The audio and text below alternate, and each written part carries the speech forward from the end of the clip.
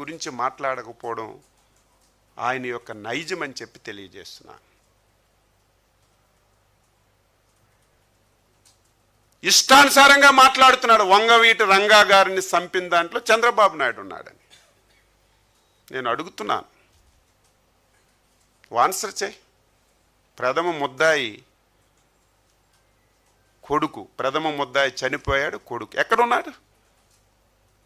ఏ పార్టీలో ఉన్నాడు? ప్రతిరోజు నువ్వు వారంకి ఒకసారి బెంగళూరు వెళ్ళి వస్తున్నప్పుడు నీకు దిగబెట్టడానికి, ఆహ్వానించడానికి ఎవరు ప్రధానంగా వస్తున్నారు?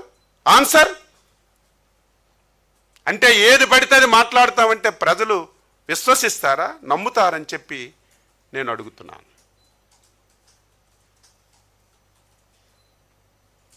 ఈరోజు నేను ఏది విడిచిపెట్టం. పూర్వం చాలా తప్పు చేశావు. నువ్వు ఏది మాట్లాడినా సరే మేము దానికి ఆన్సర్ చేయకపోవడం వల్ల చాలా నష్టపోయాం. ఈసారి నేను మళ్ళీ చెప్తున్నాను, నువ్వు చేసిన ప్రతిదానికి ఆన్సర్ చేస్తాం, ప్రజలకి చైతన్యపరుస్తాం. నేను చెప్పిన దాంట్లో ఏదైనా పొరపాటు ఉంటే, ఏదైనా తప్పు ఉంటే ఆన్సర్ చేయమని చెప్పి కోరుతున్నాను. అందులో నువ్వు చేయి. ఆ రోజు ఓకే, నువ్వు చెప్పినట్టుగా వంగవీటి రంగా గారు హత్య జరిగింది. వాళ్ళు ఎక్కడున్నారు? నీకు నీతి నిజాయితీ ఉంటే వాళ్ళని దగ్గర చేర్పించుకోకూడదు. వాళ్ళు నువ్వు పార్టీలో చేర్పించుకొని నీ వెనక తిప్పుకొని ఈరోజు దాన్ని విమర్శిస్తున్నావు. నిన్న చూస్తే అమాయకంగా మా పార్టీ కార్యకర్తలందరినీ చంపేస్తున్నారు, జైల్లో పెట్టేస్తున్నారు. ఏమయ్యా జగన్మోహన్ రెడ్డి? 73 సంవత్సరాల వయసు, 4 సార్లు ముఖ్యమంత్రి,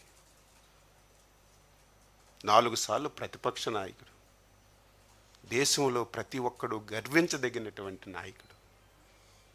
కనీసం నువ్వు ఈ తప్పు చేశావు,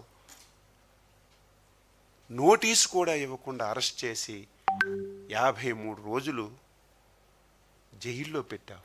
ఆన్సర్. అంతెందుకు, నేనేం తప్పు చేశాను? తెలుగుదేశం పార్టీకి, చంద్రబాబు నాయుడికి నమ్మి బలంగా నువ్వు చేసిన తప్పులు ఎండగట్టడమే నేను చేసిన తప్ప. ఆ రోజు సర్జరీ చేసుకుంటే 700-800 కిలోమీటర్లు నన్ను నరకయాతన చూసి 83 రోజులు జైల్లో పెట్టావు. పోనీ మమ్మల్ని పార్టీ పరంగా నువ్వు హింస పెట్టావు.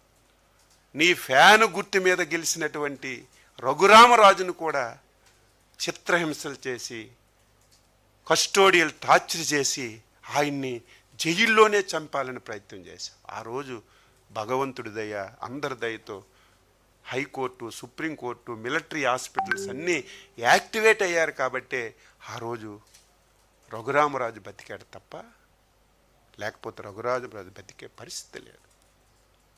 ఏ ఒక్కరిని వదిలేవు. ఈరోజు గగ్గోలు పెడుతున్నాం, మా నాయకుల మీద కేసు ఎవరి మీద పెట్టారు?